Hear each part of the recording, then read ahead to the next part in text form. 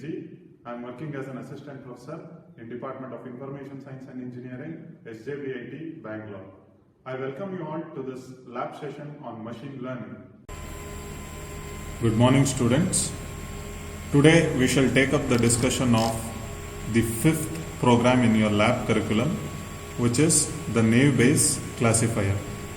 So what is this Naive Bayes classifier? What will it do? The Naive Bayes classifier is a type of classifier which classifies the input instance based on the conditional probability value.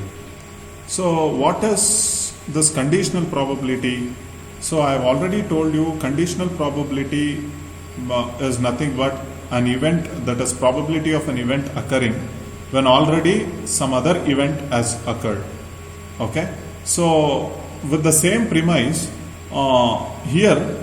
before we discuss that, let us take up this data set which has been used in this program. So the Naive Bayes classifier algorithm is going to operate on this data set which you see here. What is this data set? If you see, the name of this data set is Prima Indians Diabetes Program 5, the Prima Indians Diabetes. So what is this data set?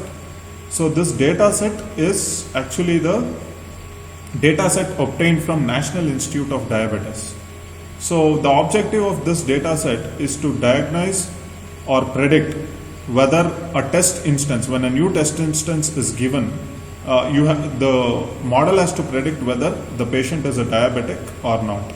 Okay, so if it has to predict whether a given patient is diabetic or not, it has to first build a model for that. So here the effort is towards building that model. So what do we do in Naive Bayes classifier? As I told you, we have to first calculate the conditional probability. Conditional probability of what? So in the data set, if you see, you had many attributes. So here we have to calculate the conditional probability of the entire data set and the individual attributes.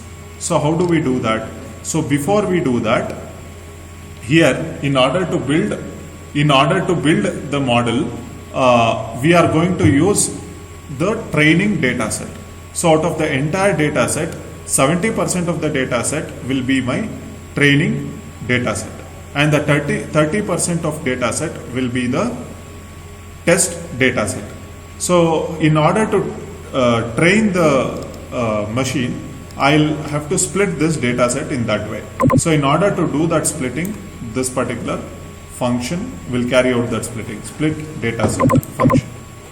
So once the data set is split, I'm going to go to, that is, I'll be going to my first, I'll be going to my main function, wherein if you see in my main function, the very first function that is getting called as this summary function, okay, that is summarize by class.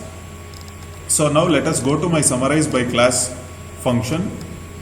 So yes, I have my summarize by class function over here, and here again I am calling my separate by class function. So what will this separate by class function, what will this separate by class function do?